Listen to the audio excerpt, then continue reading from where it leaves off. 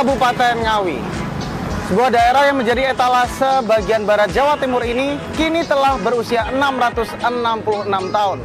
6 abad lamanya. Tentunya banyak sekali perubahan-perubahan dan juga inovasi-inovasi yang dilakukan oleh pemerintah Kabupaten Ngawi untuk bisa memberdayakan masyarakatnya dan tentunya bisa mensejahterakan masyarakatnya. Dan di belakang saya ada salah satu tempat yang ikonik, Tugu Kartonyono, dan banyak sekali tempat-tempat yang nanti akan kita hadirkan. Dan tentunya di program spesial Obrol-Obrol episode spesial 666 tahun Kabupaten Ngawi, kita akan melakukan dialog eksklusif bersama Bupati Ngawi dan Wakil Bupati Ngawi. Selamat datang di Obrol-Obrol episode spesial 666 tahun Kabupaten Ngawi. Etalase Jawa Timur bagian barat yang sekaligus salah satu lumbung padi nasional ini menapaki usia 666 tahun. Tentu banyak sekali perubahan dan inovasi yang telah dilakukan Pemkab setempat. Mulai dari peningkatan sumber daya manusia dengan layanan pendidikan inklusif, pembangunan infrastruktur jalan, pengembangan pertanian ramah lingkungan, kesehatan, dan penyediaan fasilitas publik. Pembangunan fasilitas publik masuk skala prioritas Pemkab Ngawi dalam memberikan kemudahan bagi masyarakat, khususnya dalam pelayanan administrasi. Bukan hanya memanjakan warga, tapi juga menyediakan pelayanan yang cepat, mudah, transparan, profesional, dan semakin praktis karena semuanya berada di satu tempat. Salah satunya, bangunan yang satu ini, Mall Pelayanan Publik Ngawi. Selamat datang di Mall Pelayanan Publik atau MPP Kabupaten Ngawi. Dengan hadirnya bangunan ini, masyarakat Kabupaten Ngawi semakin dimanjakan dan dipermudah proses-proses birokrasinya. Mulai dari bikin paspor, mulai dari surat menyurat, bikin KK, dan lain-lain. Semuanya hanya ada di satu tempat di MPP Kabupaten Ngawi. Dan selayaknya sebuah mall pelayanan publik ini juga mendisplay dan juga menjual berbagai macam produk-produk UMKM di Kabupaten Ngawi. Mulai dari makanan, ada juga beberapa pakaian. Nah, penasaran seperti apa? Ayo kita masuk ke dalam. Mall Pelayanan Publik Ngawi yang diresmikan 27 Juni 2024 oleh Menteri Pendayagunaan Aparatur Negara dan Reformasi Birokrasi Abdullah Azwar Anas ini merupakan MPP ke-30 di Jawa Timur, sekaligus MPP ke-207 di tingkat nasional. Layaknya sebuah mall, masyarakat bisa menikmati banyak hal di sini. Di lantai dasar terdapat tenan-tenan pelaku usaha lokal yang berjejer rapi memamerkan berbagai produk-produk UMKM. Seperti makanan, minuman, baju, kain batik, bahkan sampai kerajinan dan perabotan rumah tangga juga ada. Dan semuanya hasil karya lokal. Benar-benar mirip mall pada umumnya ya. Di sini masyarakat Kabupaten Ngawi dan sekitarnya bisa berkunjung secara bebas, di mana di sini banyak sekali beberapa tenan-tenan dari tim penggerak PKK Kabupaten Ngawi misalnya. Kemudian ada Dekranasda Kabupaten Ngawi, ada juga beberapa para pelaku UMKM yang menjual makanan, minuman, ada juga beberapa kain-kain khas Kabupaten Ngawi, pakaian, aksesoris, banyak. Dan saya pikir ini merupakan salah satu terobosan besar yang dilakukan oleh pemerintah Kabupaten Ngawi, di mana masyarakat Ngawi semakin dimanjakan dengan berbagai macam fasilitas-fasilitasnya. Keren. Diharapkan dengan adanya fasilitas ini dapat memberikan peluang bisnis baru bagi UMKM setempat. Keren ya? Nah, berikutnya di lantai 2, disinilah masyarakat bisa mendapatkan pelayanan publik dengan lengkap. Karena di area ini mau bayar listrik bisa, mau bayar air juga bisa, mau ngurus dokumen kependudukan, bikin paspor, perizinan usaha, semuanya bisa. Pelayanannya juga nggak ribet kok. Jadi di lantai 2 ini pastinya semua pelayanan publik, birokrasi semakin dipermudah karena semua dinas yang ada di Kabupaten Ngawi semuanya ada. Mulai dari bayar listrik, bayar air, terus ngurusin surat menyurat, administrasi, pokoknya semuanya lengkap banget di lantai 2 di Mall Pelayanan Publik Kabupaten Ngawi. Contohnya nih, Mbak, aku mau bayar listrik. Oke. Langsung dapat nomor antrian dan tinggal ditunggu. Puas mendapatkan pelayanan di lantai 2, mari kita naik ke atas lagi. tepatnya di sebuah kafe yang ada di rooftop MPP. Di sini kita bisa bersantai sambil menikmati kopi ataupun duduk-duduk sembari menikmati perempatan Tugu Kartonyono yang ikonik. Sudah dipermudah segala macam urusan-urusan administrasi publik, mulai dari surat menyurat, perizinan, dan lain-lain. Bisa juga belanja berbagai macam produk-produk UMKM. Tentunya kadang kita juga pengen makan, pengen nongkrong gitu ya. Tenang aja, MPP ada kok. Di rooftop, di sini ada sebuah kafe yang bisa memanjakan para pengunjung untuk bisa menikmati Kartonyono.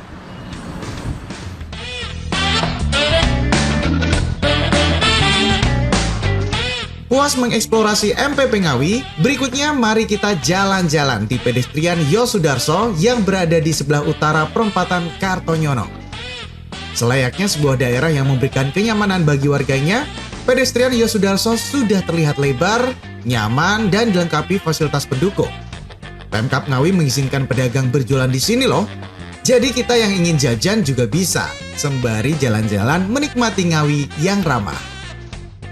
Masih di kawasan perempatan Kartonyono, Kabupaten Ngawi, tepatnya di Jalan Yosudarso. Teman-teman bisa lihat, pedestrian semakin lebar, semakin nyaman, dan semakin memanjakan para pejalan kaki. Tidak hanya itu, di sini juga banyak sekali para pedagang-pedagang yang memang diperbolehkan sama pemerintah Kabupaten Ngawi untuk berjualan di sini. Jadi bisa jalan-jalan, bisa juga jajan-jajan.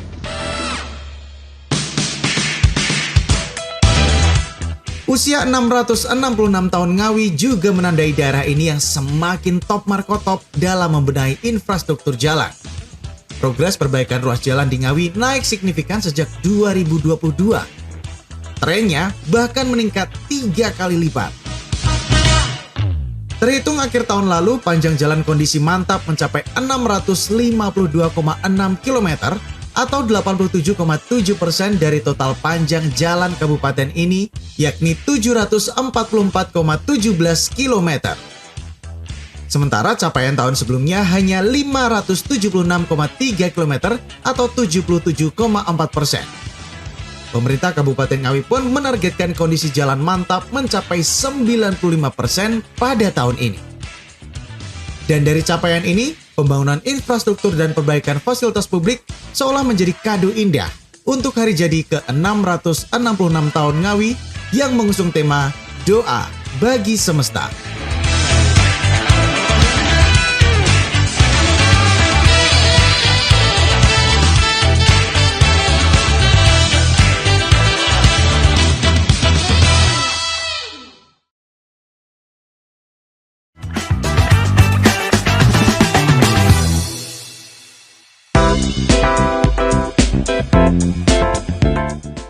Ya, pemirsa Japos TV dimanapun Anda berada, tentunya senang sekali untuk hari ini saya sudah berada di satu tempat bersejarah, yaitu di Kepatihan Ngawi ya. Dan spesial untuk ulang tahun Kabupaten Ngawi ke-666 yang mengusung tema Doa Bagi Semesta. Untuk hari ini kita akan ngobrol-ngobrol bersama dengan dua sosok yang sangat berpengaruh dan pastinya sangat memberikan banyak sekali manfaat untuk Kabupaten Ngawi. Tentunya ada Bapak Bupati Ngawi, Bapak Oni Anwar Harsono, STMH. Assalamualaikum warahmatullahi wabarakatuh. Waalaikumsalam warahmatullahi. Dan tentunya lebih lengkap ada Bapak Wakil Bupati Ngawi, Bapak Dwi Rianto Jatmiko, MHSI. Assalamualaikum warahmatullahi wabarakatuh. Waalaikumsalam, Mas. Terima kasih banyak akhirnya diberikan kesempatan untuk bertemu lengkap ya kali ini. Spesial di ulang tahun Kabupaten Ngawi ke-666. Selalu sehat, selalu semangat dalam memimpin Kabupaten Ngawi dan selalu mesra. Apa sih resepnya? Kok bisa mesra terus gitu? Pak Oni ataupun Pak Anto. Mungkin saya manggilnya Mas aja ya, biar lebih mudah ya, Mas Oni dan Mas Anto. Apa sih resepnya bisa terus mesra, bisa terus saling support satu sama lain? Siapa dulu nih? Pak Oni boleh. Oh, ya. Jadi alhamdulillah di Kabupaten Ngawi ini bukan menjadi kalau dari dulu zaman masa ke masa itu kan sudah terbiasa sudah terbiasa kayak menjadi pakem gitu, menjadi pakem. Meskipun itu nggak jadi pakem, tapi tradisi bupati, wakil bupati harus bisa berkoordinasi dengan baik. Betul. Terus kemudian setelah 2 periode gitu, wakil bupatinya jadi bupati dan sebagainya. Biasanya seperti Gitu seperti itu. Lah, kemudian kita berdua ini melihat itu sebagai suatu hal yang baik, ya, sebagai suatu hal yang baik. Dilihat orang itu harmonis, betul. Masyarakat itu akhirnya kalau di perhelatan pemilu kada itu tidak ada friksi, gesekan-gesekan, lebih guyup, lebih adem. Nah, maka dari itu kita selama menjabat, saya Pak Wakil Bupati ini berkomitmen untuk bisa menjadi pemimpin yang juga bisa guyup, bisa rukun. Ya, jadi itu suatu tradisi yang kita uri-uri lah. Kadang memang orang ngomong, wah ini KKN ini, itu dinasti ini. Karena kesempatan opportunity semua masyarakat itu kan sama. Dan kita ini dipilih ya pilihan oleh masyarakat.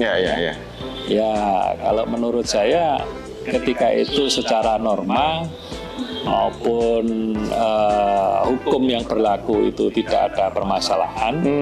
Dan menurut kami sustainability dari kepemimpinan itu penting dan harus dijaga. Kadang kan setiap periode itu kan ada cita-cita yang belum terselesaikan. Betul, masih ada PR lah. Masih ada PR. Kemudian pemimpin berikutnya itu bisa melanjutkan. Itu kan rasanya indah.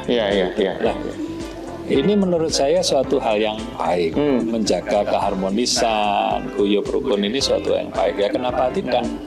Kita akhirnya berkomitmen bahwa ketika kita menjadi kepala daerah, pemimpin juga harus bisa menjadi contoh bagi masyarakat suatu kebaikan-kebaikan itu. Guyup rukun dan lain sebagainya. Dan sudah terbukti secara popularitas dan juga kepuasan masyarakat sendiri cukup tinggi sekali di Kabupaten Ngawi dari kepemimpinan panjenengan berdua ini.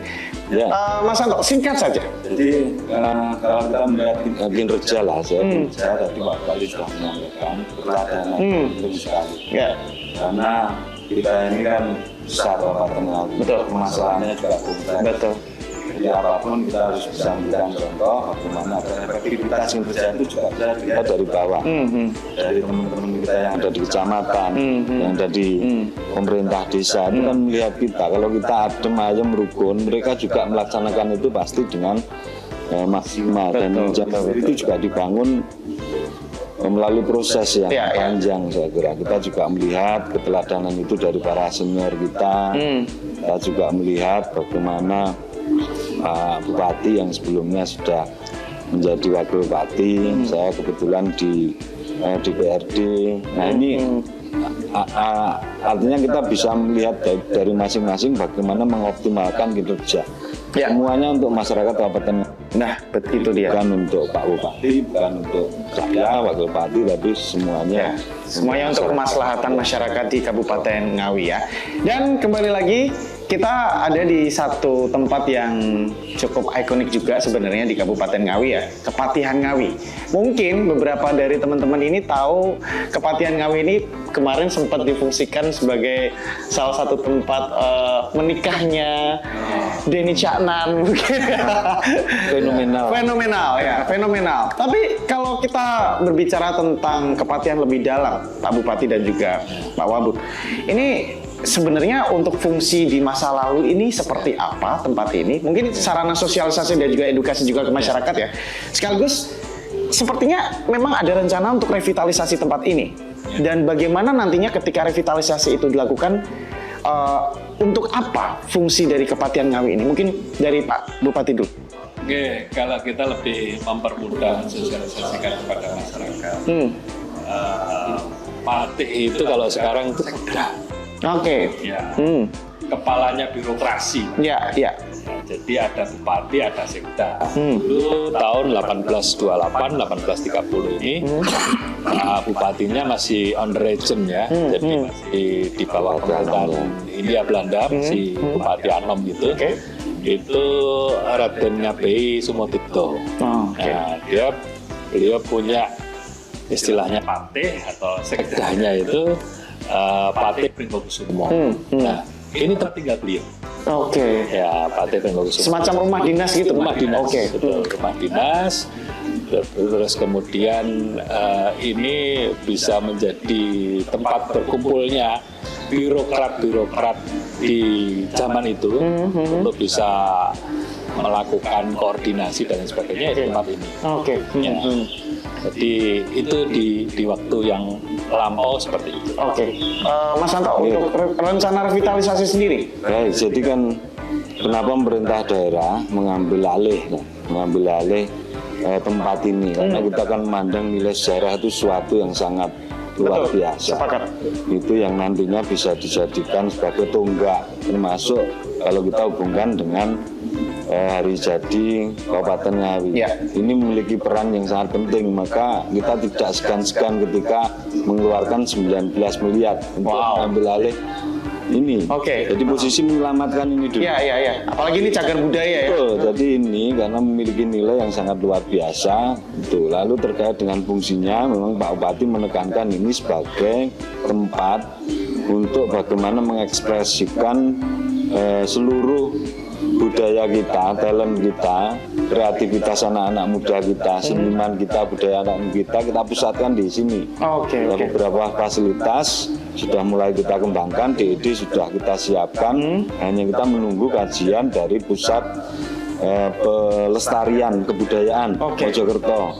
Yang karena ini sudah masuk cagar budaya nasional, jadi segala sesuatu yang terkait dengan pengembangan lalu renovasi, perubahan terhadap konsep kawasan ini harus mendapatkan persetujuan dari Balai Pelestarian Kebudayaan tersebut. Anggaran sudah kita siapkan 2023 yang lalu 8 miliar, tapi hanya keluar untuk studinya, untuk kajiannya. Jadi kita belum sampai pada pengembangan fisik, tapi konsep pemanfaatan ini sudah disiapkan Pak Bupati secara komprehensif.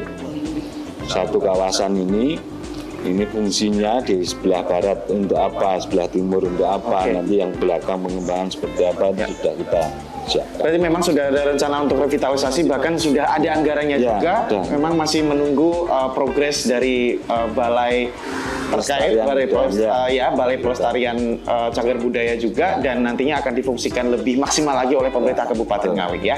Dan masih juga tentang 666 tahun Kabupaten Ngawi, kita pastinya penasaran sekali apa saja agenda-agenda yang akan dipersiapkan oleh Kabupaten Ngawi menyambut 666 tahun Kabupaten Ngawi.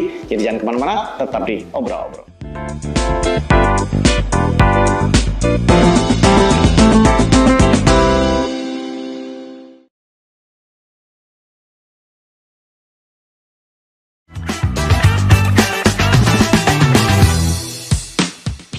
Kembali lagi di Obrol-Obrol pemirsa Jopos TV, dan masih juga bersama dengan Mas Bupati dan Mas Wakil Bupati supaya lebih muda ya, Mas Oni dan juga Mas Anto.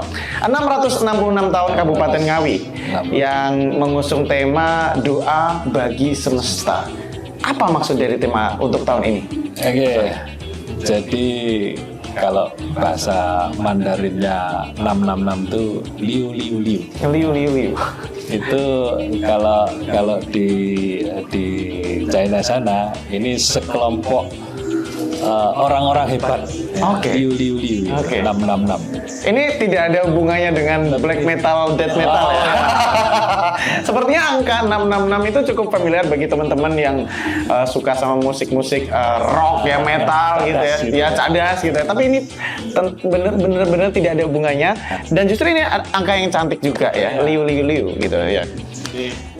666 kenapa tema besar Hari Jadi Ngawi ini Doa Bagi Semesta? Kita ini kan punya visi misi semesta berencana. Oh, ada keterkaitannya. Ya, semesta berencana yang sudah kita kita mulai di awal di periode kami 2021. Nah, sekarang ini 2024 ini kan ulang tahun 66 juga kita ini harus kembali lagi mau berakhirnya masa karena pemilihan serentak. Betul, pilkada ya. Ini kan sebagai tanggung jawab kita berdua sebagai Pak Wakil Bupati terkait apa sih yang sudah Anda kerjakan. Ya, betul, betul. Dari refleksi visi misi Bupati Semesta Berencana ini, terus kemudian kita tutup doa bagi semesta. Dalam artian kata, apa yang menjadi harapan di visi misi ini untuk kemaslahatan bagi semesta ini kan rencananya manusia. Iya. Ya. Nah, kadang kita ini kan lupa untuk kemudian ada doa yang harus kita panjatkan. Ada syukur juga. Iya, ada syukur, ada doa yang harus kita panjatkan supaya perencanaan ini yang itu produknya manusia ketika sudah kita ikhtiarkan, Allah itu ridho. Iya. Nah, ridhonya Allah ini bagaimana doa kita yang kita panjatkan sehingga proses dari pembangunan ini penuh dengan keberkahan. Iya, apalagi juga hubungannya tentang kemaslahatan masyarakat Kabupaten Ngawi juga seperti itu. Apa yang menjadi ikhtiar kita, program-program kita, perencanaan kita, ini kan produknya manusia. Manusia ini kan bisanya merencanakan dan berikhtiar. Hasil akhir itu kan hak prerogatifnya Allah semata. Nah, supaya ini kemudian muncul keberkahan, maka dibarengi doa itu tadi. Maka judulnya doa bagi semesta. Itu artinya mungkin bisa menjadi refleksi dari kepemimpinan Mas Oni dan juga Mas Anto selama periode ini. Bagaimana pada akhirnya beberapa program-program yang sudah dilakukan kepada masyarakat Kabupaten Ngawi ini pada akhirnya ditutup dengan doa. Karena sebentar lagi kita juga akan menghadapi pilkada juga 2024. Penutupnya ini doa bagi semesta ya, supaya Allah tuh ridho gitu. Luar biasa. Semesta tadi kan paling tidak itu unsur atau sifatnya kan segera. Ya. Jadi bukan segmented. Kami kan semua. Jadi pemerintahan kami ya pemerintahan untuk semuanya. Lalu juga sifatnya sustainable, artinya tidak hanya masa kita saja, masa depan ini. Betul. Lihat apa yang kita capai pada hari ini. Iya. Ke depan. Pemimpin di masa depan itu juga melihat apa yang kita kerjakan, apa yang kita kerjakan hari ini. Betul, apalagi yang paling penting adalah keberlanjutan itu tadi Pak ya. Bagaimana pada akhirnya ketika Mas Oni dan juga Mas Anto sudah memberikan banyak hal untuk Kabupaten Ngawi, pertanyaannya bagaimana untuk keberlanjutan nantinya. Nah itu dia, doa sebagai penutup untuk 2024 ini. Nah, berbicara tentang hari ulang tahun sebuah daerah, apalagi Kabupaten Ngawi dengan angka cantiknya 666. Ini ada agenda apa saja, Pak Bupati, Pak Wagub? Mungkin ada beberapa event-event tertentu. Ya, kalau kita melihat beberapa daerah ketika memang sebuah daerah itu berulang tahun, biasanya masyarakat menunggu. Ada apa ini? Rangkaian kegiatannya? Atau justru tidak ada hingar-bingar untuk tahun ini? Monggo, Mas Oni. Ya, jadi apa ya? Kita makanya tadi doa bagi semesta sebagai penutup kita periode yang pertama ini ya memang kita fokus menyelesaikan apa yang menjadi tanggung jawab lah, janji kepada rakyat itu harus lebih diutamakan ya. Karena kita ini kan anggarannya itu kan terbatas ya. Kita tidak perlulah bermewah-mewah di hari ulang tahun, tapi kemudian PR kita ini rampung. Nah, seperti itu. Nah, kali ini memang kita ngejar target pemenuhan infrastruktur jalan jembatan kita yang harus selesai di atas 95%. Dan insya Allah ini tercapai lah. Seperti itu. Kemudian bagaimana kita menghadirkan pendidikan yang inklusif dan berkeadilan. Beasiswa anak-anak kita, terus kemudian universitas atau perguruan tinggi negeri kita dan lain sebagainya. Kemudian kali ini juga tahun ini kita universal health coverage. Universal health coverage ini lebih dari 95% masyarakat Kabupaten Ngawi ini bisa tercover pelayanan asuransi kesehatannya. Jadi kalau dulu mau daftar BPJS masih aktifnya 2 minggu atau sebulan atau bahkan 2 bulan. Sekarang ini beliau sakit, daftar di rumah sakit di BPJS langsung on di hari itu juga. Ya, itu kan juga perlu anggaran. Jadi kita fokus kepada PR-PR permasalahan-permasalahan masyarakat Kabupaten Ngawi sehingga di ulang tahun ke-666 itu tidak melihat kebiarnya, tapi esensinya ini Mas Anto mungkin mau di esensi itu. Jadi kalau kita bicara agenda ya agenda rutin kita, tradisi kita itu sudah mulai berjalan memang. Jadi yang utama kita ziarah makam leluhur Ngawi sudah kita lakukan kemarin tuntas memang termasuk salah satunya di makamnya Kanjeng Patih Pringgakusumo ini.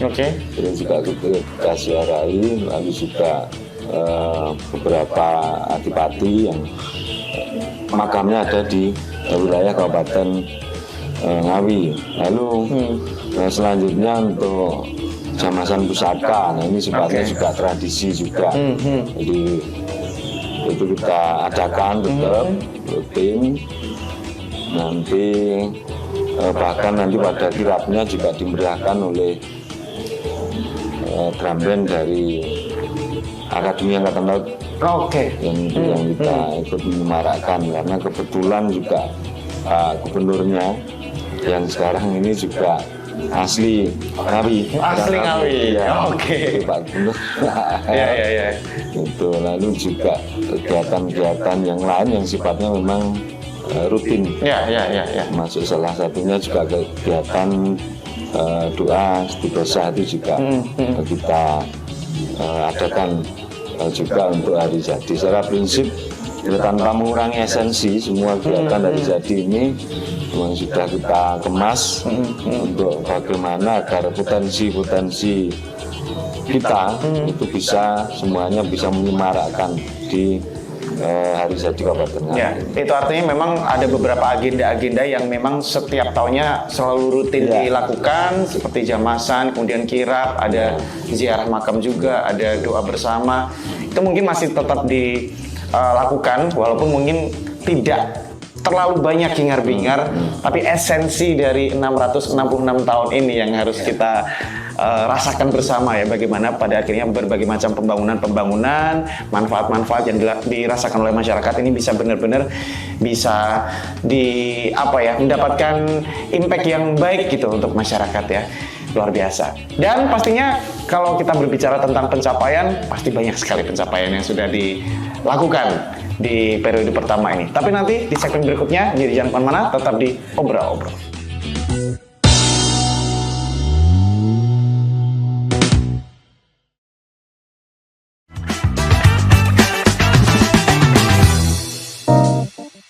Kembali lagi di Obrol-Obrol dan masih juga bersama dengan Mas Oni dan Mas Anto di Kepatihan Ngawi. Luar biasa, akhirnya bisa lengkap ya. Oke, Mas Oni dan Mas Anto, di periode pertama ini pastinya banyak sekali capaian-capaian yang diraih, banyak sekali program-program yang juga sudah dilakukan demi kemaslahatan masyarakat Kabupaten Ngawi juga khususnya. Nah, tapi dari berbagai macam program, kegiatan, ini apa yang sebenarnya paling efektif, yang mungkin bagi masyarakat ini paling ngefek sekali bagi mereka? Mungkin di bidang kesehatan kah? Atau pendidikan, bahkan mungkin pertanian. Bahwa kita tahu Ngawi ini merupakan salah satu lumbung padi nasional yang luar biasa. Mas Oni, monggo. Iya, di visi Semesta Berencana memang orientasinya holistik, komprehensif ya. Harus menyeluruh.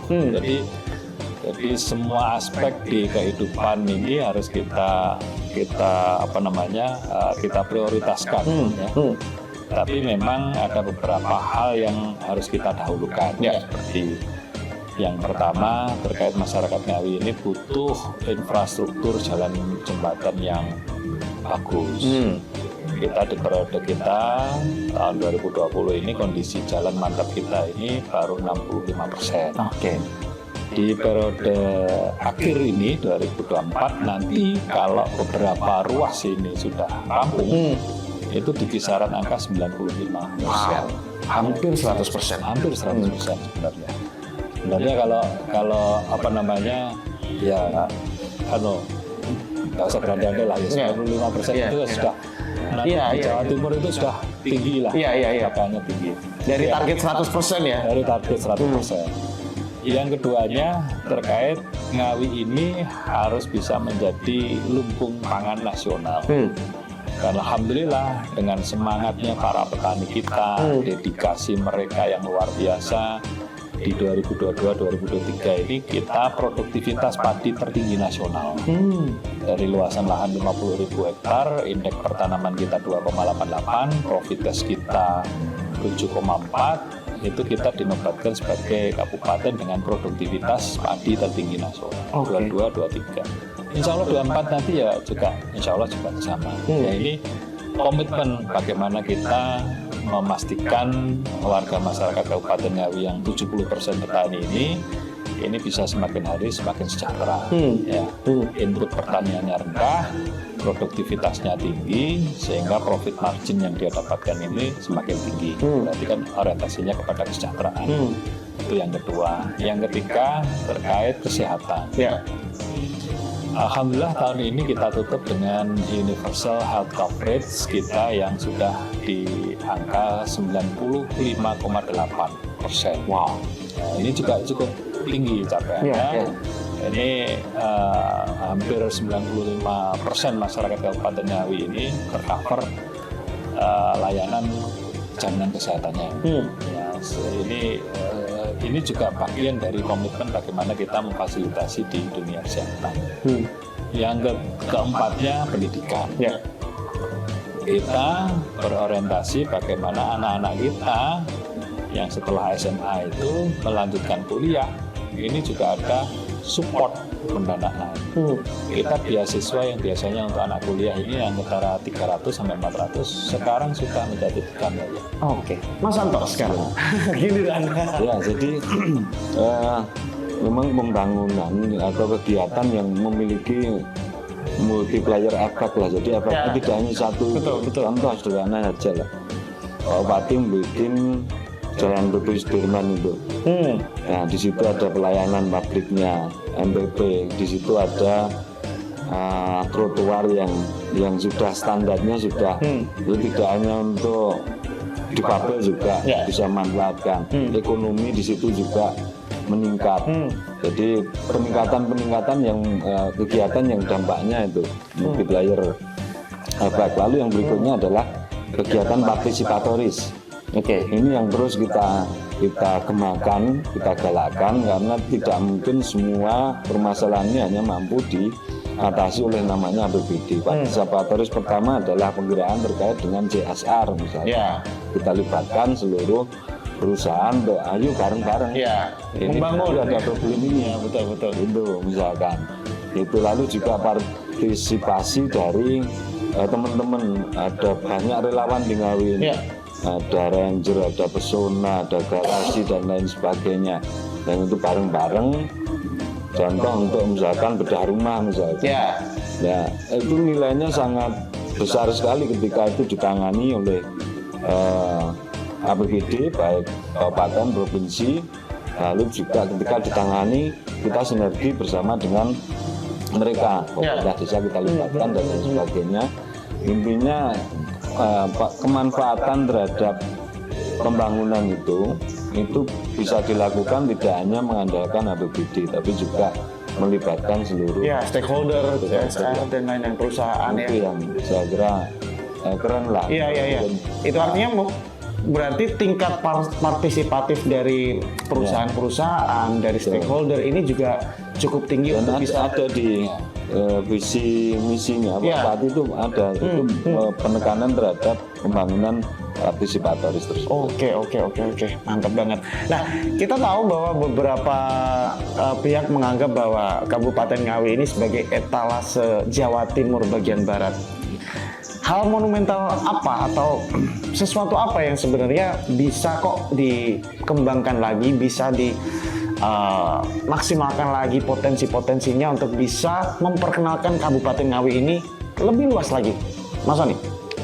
Yang pertama tentu Ngawi harus secara konsisten bisa menjadi lumbung pangan nasional. Ya. Jadi dan itu sudah sebenarnya. Ya, sudah ya. Ya. Terus kemudian yang kedua kemarin di Perpres 80 2019 kita ini kan punya kawasan industri kurang lebih 1.200 hektar dan alhamdulillah sebentar lagi juga akan eksekusi. Ya. Selain kita berorientasi kawasan industri, sebenarnya dengan mall pelayanan publik, percepatan perizinan, ease of doing business-nya semakin hari semakin baik, kita ini ada loncatan yang luar biasa terkait investasi. Dulunya kita tahunan itu antara 300-400 miliar, sekarang ini 1,7-1,8 triliun per tahun. Ya. Ya, banyak sekali PMDN maupun PMA yang sudah berinvestasi di Kabupaten Ngawi. Ya, ini harapannya juga meleverage ekonomi masyarakat di Kabupaten Ngawi. Kalau itu jadi kawasan industrinya, kemarin sudah ada beberapa pengelola kawasan industri itu memastikan, Pak, ini kalau nanti on di 2024, 2025 ini sudah langsung penuh. Karena ada satu perusahaan besar di nasional itu yang mau masuk di Ngawi itu minta lahannya 1.000 hektar. Wow. Sudah langsung selesai. Luar biasa ya. Dan kita tahan dulu Bapak-bapak untuk kita beristirahat sejenak karena kita masih akan kembali hadir untuk segmen berikutnya masih dalam rangka 666 tahun Kabupaten Ngawi. Jadi jangan kemana-mana, tetap di Obrol.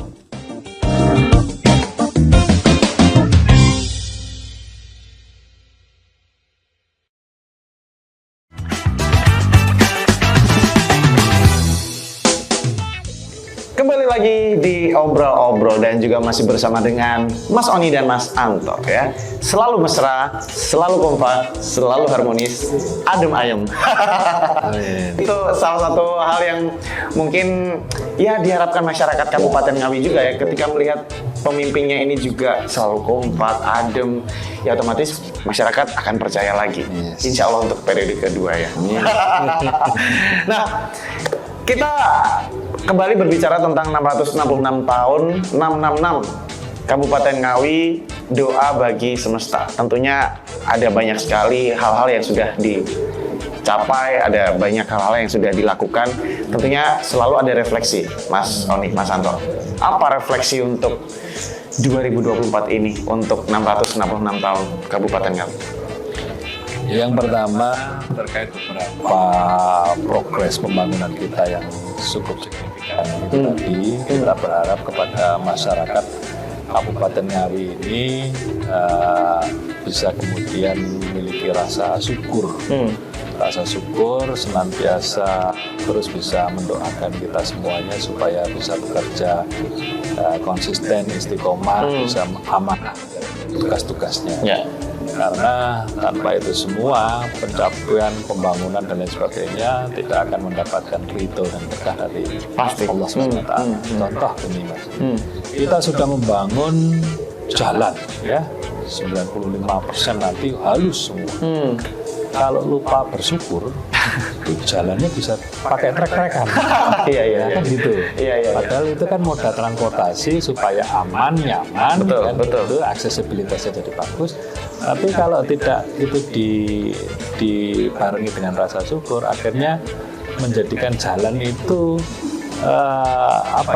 kemanfaatannya jadi berkurang. Betul. Dan kalau lupa bersyukur, jangan-jangan setelah jalannya jadi seminggu 2 minggu rusak lagi.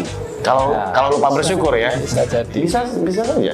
Bisa jadi. Terus kemudian universal health coverage. Ya, kesehatan. Kita meng-coverage jaminan kesehatan masyarakat kita. Tapi jangan kemudian sudah difasilitasi Pak Bupati ya mumpung gratis. Terus akhirnya terus ya. terus akhirnya jadi tidak menjaga kesehatan secara individu. Betul. Terus lingkungannya jadi jorok, kotor. Terus gotong royong kerja bakti lingkungannya jadi hilang. Nah, itu kan berarti kan nggak subur. Ya. Nah, sebagus-bagusnya fasilitas kesehatan, siapa sih yang mau sakit kayak gitu? Makanya di Refleksi 66 Doa Bagi Semesta itu setelah insya Allah dengan upaya ikhtiar kita menjadikan seluruh fasilitas itu menjadi bagus, nah kita jangan lupa berdoa dan bersyukur kita. Oke. Mas Anto. Ya, jadi ya harapan lah. Buyub Rukun itu salah satu tradisi kita. Jadi kolaborasi ini bisa terus terbangun pada segenap komponen yang ada di masyarakat. Baik itu secara kelembagaan misalkan, jadi sinergitas kita bersama dengan TNI, Polri, lalu juga instansi pusat yang ada di daerah yang lain, lalu juga terkait dengan sinergitas kita dengan pemerintah desa, lalu dengan seluruh komponen warga masyarakat yang memiliki sama-sama kepedulian untuk bagaimana Ngawi ini menjadi lebih baik dari sekarang, lebih maju dari sekarang. Saya kira kalau tujuan itu bisa melandasi semua yang akan kita kerjakan, pasti hasilnya akan lebih baik. Saya kira itu. Terakhir mungkin tantangan untuk Kabupaten Ngawi ke depan, sekaligus mungkin harapan untuk 666 tahun Kabupaten Ngawi. Mungkin saya mulai dari Mas Anto dulu. Kalau tantangan ya ini kalau kita melihat di era sekarang globalisasi, tantangannya adalah bagaimana memastikan anak-anak kita baik yang ada di tingkat mulai dari PAUD, SD, SMP, SMA, itu tataran anak-anak yang masih labil ini bagaimana mereka diberikan pemahaman terhadap penggunaan teknologi informasi IT. Betul, itu tantangan karena kita bisa melihat problem sekarang muncul ketika orang tidak paham, tidak ngeh betul terkait dengan penggunaan itu. Digitalisasi. Maka, salah satunya harus diberikan landasan terkait dengan karakter. Pembangunan karakter anak-anak harus mantap betul dari sisi akhlaknya, lalu dari sisi pembangunan karakter terhadap tradisi, budaya, adat dan lain sebagainya agar matching. Ketika itu terbangun dengan baik, mereka akan siap menghadapi di era yang sekarang ini. Jadi tidak hanya bagaimana dari sisi akademisnya, tapi juga karakter akhlaknya juga harus dibangun secara baik. Itu saya kira tantangan yang di depan mata kita dengan problem yang sekarang. Maka konsep kita untuk bagaimana tadi Pak Bupati menyampaikan pendidikan yang inklusif, berkelanjutan, itu saya kira tujuannya adalah dalam rangka menghadapi tantangan era sekarang ini. Iya, karena perubahan adalah sebuah keniscayaan. Keniscayaan tidak bisa digitalisasi, berbagai macam modernisasi juga, dan ini merupakan salah satu tantangan yang memang harus kita hadapi bersama. Bahkan tidak hanya anak-anak remaja sekarang dengan kasus terkait dengan judi online, dengan pinjol dan lain sebagainya. Ketika memang kita tidak bijak untuk memanfaatkan kecanggihan teknologi ini, bisa tersesat sepertinya. Terakhir, Mas Oni, untuk tantangan ke depan Kabupaten Ngawi khususnya di 666 tahun ini dan juga harapan. Tantangannya sama. Masih sama. Jadi saya juga tantangan kita bagaimana kita memastikan generasi penerus kita ini memiliki karakter, budi pekerti, sehat jasmani dan rohani. Di era digitalisasi yang luar biasa, teknologi informasi ini harus bisa menjadikan anak-anak kita ini bisa lebih baik, berdaya saing, bukan justru jadi lemah. Itu tantangannya. Saya rasa sama dengan Pak Wagub. Kalau kita lengah terhadap ini, selesai kita. Kita tidak mampu melegasi suatu generasi yang top markotop itu. Tentunya tidak akan ada warisan yang baik. Betul. Terakhir, sangat terakhir. Pesan untuk masyarakat Ngawi di 666 tahun Kabupaten Ngawi. Mulai dari Mas Anto, silakan. Yang pertama tentu saja bersama-sama marilah kita bersyukur diberikan karunia oleh Allah Subhanahu wa Ta'ala hidup di Kabupaten Ngawi, kabupaten yang adem, ayem, guyub, rukun. Paling tidak apa yang akan kita lakukan, akan kita kreativitaskan untuk diri kita, untuk keluarga kita, itu bisa kita lakukan dengan sebaik-baiknya. Itu yang ingin kami sampaikan, rasa syukur kita terhadap karunia yang diberikan untuk Kabupaten Ngawi ini. Oke. Mas Soni? Pesannya istiqomah dalam menjalankan semua kegiatan. Karena istiqomah itu memang berat. Karena yang ringan namanya istirahat. Istiqomah itu berat, kalau ringan berarti istirahat ya. Dan kita harapkan semoga kinerja dari pasangan ini tidak akan beristirahat ya, dan terus memberikan dampak yang baik kepada masyarakat Ngawi, khususnya di 666 tahun Kabupaten Ngawi yang mengusung tema doa bagi semesta. Saya sendiri juga mewakili seluruh kerabat kerja juga mengucapkan selamat ulang tahun. Terima kasih untuk Kabupaten Ngawi ke 666 tahun. Semoga selalu adem, selalu ayem, selalu harmonis, selalu mesra. Tidak hanya pemimpin daerahnya, tapi juga masyarakatnya. Dan terus memberikan dampak yang baik kepada seluruh elemen masyarakat Kabupaten Ngawi. Terima kasih banyak Mas Soni, Mas Anto untuk waktunya. Mungkin mengganggu kesibukannya menjelang hari jadi ke 666 tahun. Dan pastinya semoga obrolan kita untuk hari ini juga bisa memberikan banyak sekali sosialisasi, edukasi, dan juga banyak impact positif kepada pemirsa Jopos TV pastinya. Dan sekali lagi terima kasih banyak untuk pemirsa Jopos TV yang sudah menyimak obrolan kita bersama dengan Bupati dan juga Wakil Bupati Ngawi, Mas Oni, Mas Anto, yang terus ingin memaksimalkan kinerja, terus memaksimalkan doa bagi semesta untuk Kabupaten Ngawi, supaya juga masyarakat Ngawi bisa merasakan banyak sekali kebermanfaatan bagi sesama juga ya. Dan akhirnya saya Tor Andromeda mewakili seluruh kerabat kerja yang bertugas mengucapkan terima kasih atas perhatian Anda untuk obrol-obrol episode kali ini, episode spesial 666 tahun Kabupaten Ngawi, doa bagi semesta. Akhirnya pamit, wassalamualaikum warahmatullahi wabarakatuh.